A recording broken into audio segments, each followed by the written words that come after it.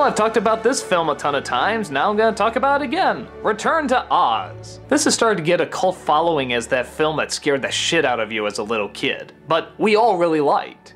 And yeah, that's kind of my memory too. I don't remember being so scared that I was crying at this film or anything, but yeah, I do remember it being pretty damn creepy and unsettling. But it was okay because it drew me back in with such a nice main character and such nice side characters and a lot of creativity, and yeah, you know what? I really like this flick.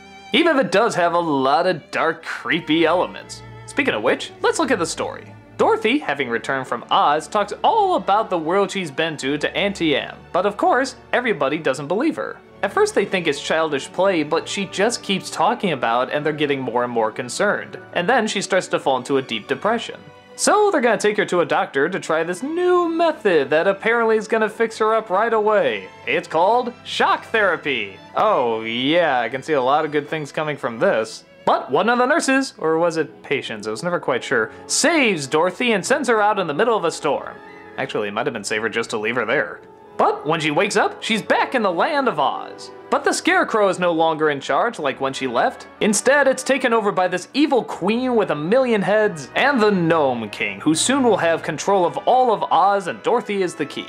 Along the way, she comes across some interesting characters like a robot named TikTok, another scarecrowish creation called Jack Pumpkinhead, a talking chicken, and even a flying couch. Yeah, how's that for an out there cast of characters? And that's the word to describe this movie, out there. There are some strange, creepy creations in this, like the Wheelers. Oh my god, when these things first pop up, they'll scare any kid. A lot of the shots and imagery in this film, a lot of critics complain are too scary, and yeah, okay, I'm not gonna act like I don't see where they're coming from, but in my opinion, it never goes too far. It never goes bloody, it never goes too gritty, it never goes sexual, it never goes into anything that's ethically bad. It's just creepy. But yeah, a lot of kids can't handle creepy stuff, and if your kids are frightened by this, yeah, I'll understand. I'm not recommending it for everybody, but let's be honest, there's a lot of kids out there that like to be afraid. I was one of them, I know plenty of people that were too. And the fact that this film does have such a following from people that love it, not because it's so bad it's good, but because it's so good it's good. There is a charm to these characters, and there is a kindness, and Dorothy is very likable, and TikTok is a great character, and Jack is so likable. I like these characters, and I like this world, even if it is kind of in ruins. The whole movie has sort of a surreal, dreamlike quality that both ranges from really pleasant nice dreams into horrific nightmares.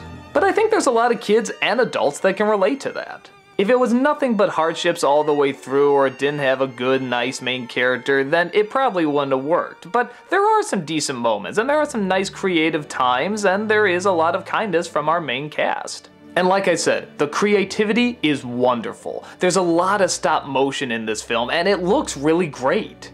It actually reminds me a lot of the Harryhausen days. It just looks really good. And the rest of the effects are damn impressive too. There's so many puppets, there's so many giant sets. It's just a great looking film. I think for me, when I was a kid, I respected films like this because I felt like they were giving me a chance to feel a little older. They were trying to scare me. They were trying to make me a little tougher. And I didn't mind that. I wanted something that was gonna challenge me a bit. And for kids, something that's scary but still engaging is kind of challenging. How can we like something that we assume is bad for us and gonna scare us, but yet we keep watching it? I did a whole editorial about this, and if you want to hear more about it, go watch that. But that's not why I'm here. I'm here to review this movie. And in the end, I think it's a damn good movie. I think it's charming, it has a lot of heart, and yes, it has a whole lot of scares. But they're creative scares and they're fun scares, and in my opinion, they never go too far. Is it like the last cinematic Wizard of Oz? No, it's something entirely different and is based more on the books, which could get really dark and really grim.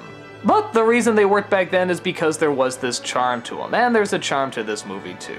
So I can't help but really enjoy it. If you're curious for yourself, check it out and get ready to have your childhood bejesuses scared out of you.